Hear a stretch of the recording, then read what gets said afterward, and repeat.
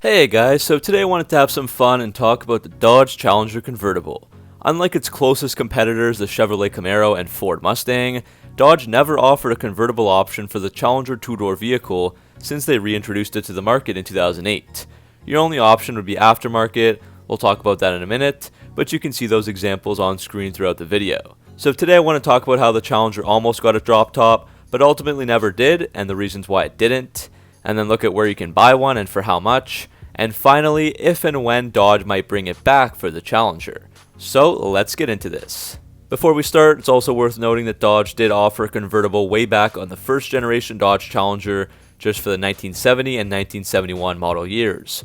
All in all, just 5,741 convertibles were produced over those 2 years, including 963 RTs with a few different V8 engine options.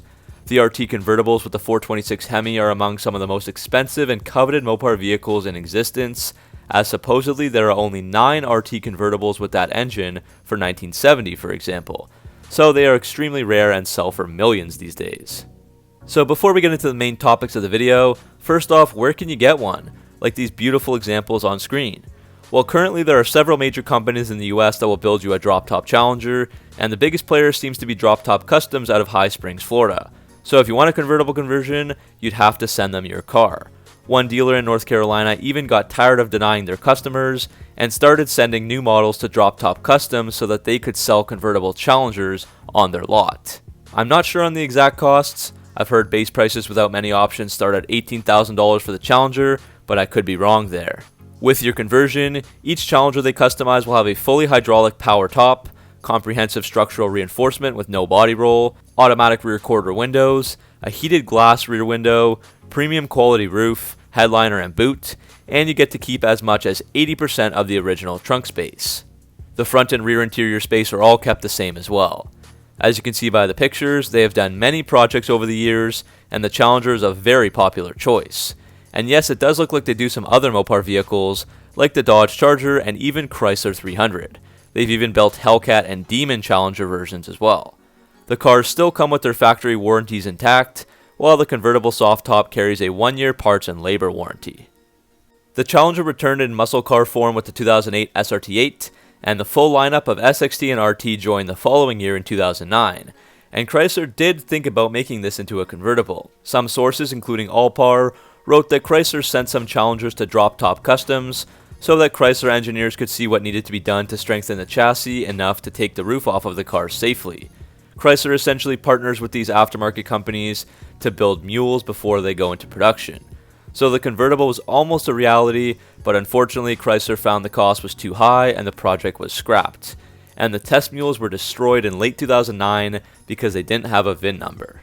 Remember, certain factors like the auto industry crisis and global recession led to Chrysler filing for Chapter 11 bankruptcy protection on April 30th of 2009. They had to cut expenses and prove their long-term viability to the US government. Chrysler had designed the LX-based Challenger without planning for a convertible, so re-engineering the unibody Challenger to be a convertible wasn't really a viable option.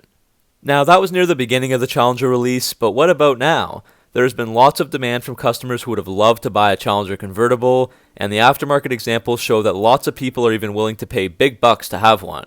From those examples, many people think the car looks fantastic as a convertible. The body lines work really well and they look natural, unlike some vehicles that look butchered. It seems to make sense for the Challenger.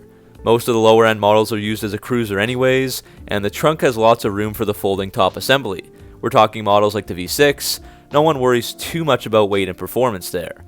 Chrysler also wouldn't cannibalize their own sales as they don't really have any other convertibles during this time, aside from the Chrysler 200 which is now long gone. Sales have also gotten stronger over the years, with the Challenger beating out the Mustang for the first time in 2021. Older men and women are typically the people that have the money to buy these cars brand new, and they're also the ones that tend to like convertibles.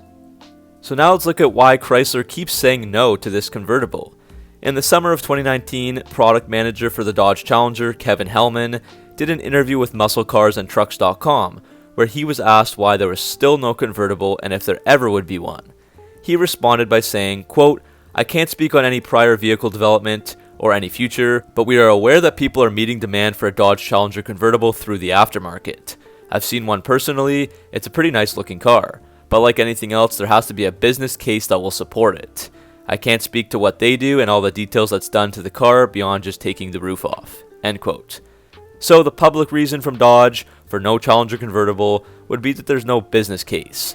Usually that would mean that they don't have a presence in the segment or there isn't enough demand for it, but they do have a two-door coupe just like the other competitors, and many offer a convertible like the Chevy Camaro, Ford Mustang, Chevy Corvette, and even the Nissan 370Z, just to name a few. So the demand is certainly there, and most sports cars sold in the US are offered in convertible form. Chrysler even made a convertible Dodge Dakota from 1989 to 1991, so there must be some other reasons for not wanting to do the Challenger. Here's a list of those reasons. One of the major factors holding Dodge back is the weight of the car. A lot of the strength of the car is in the roof.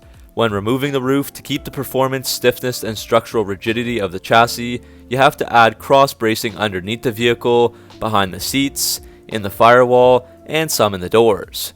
These extra additions will add a lot more weight, far more than just the weight of the fixed roof. On the Hellcat convertible conversion at Drop Top Customs, the weight added was between 150 to 175 pounds on top of an already extremely heavy car that weighs over 4,400 pounds at curb weight. The Mustang GT weighs 3,700 pounds in comparison, so the extra convertible weight doesn't hurt the car as much since it was much lighter to begin with, and the same goes for the Camaro. Of course, that ties into performance, where the extra weight does not mesh at all well with the performance mantra of the Dodge brand these days. The company is all about high horsepower and going fast in a straight line, so the extra weight will certainly hurt the 0 to 60 times and quarter-mile runs of the Challenger.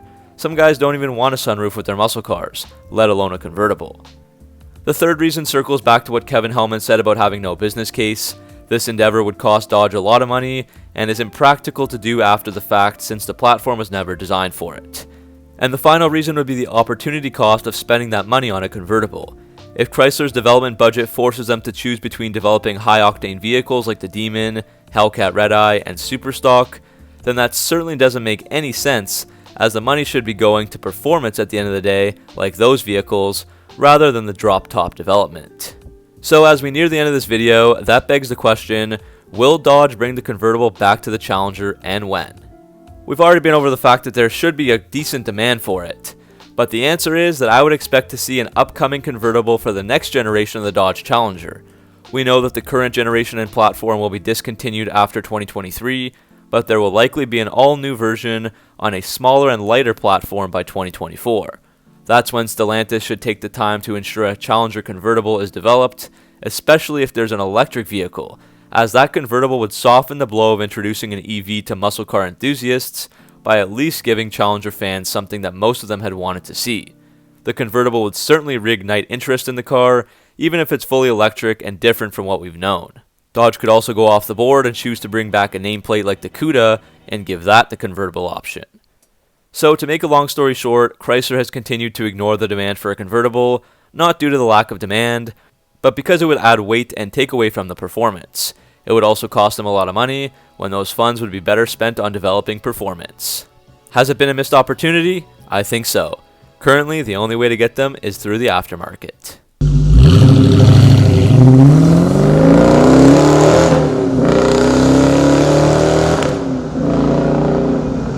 So that's the end of this video on the Dodge Challenger convertible. Was it a missed opportunity for Dodge? Would you like a Challenger convertible? Let me know what you guys think about this topic down in the comment section below. As always, thanks for watching, make sure to like and subscribe, and I'll see you all in the next video.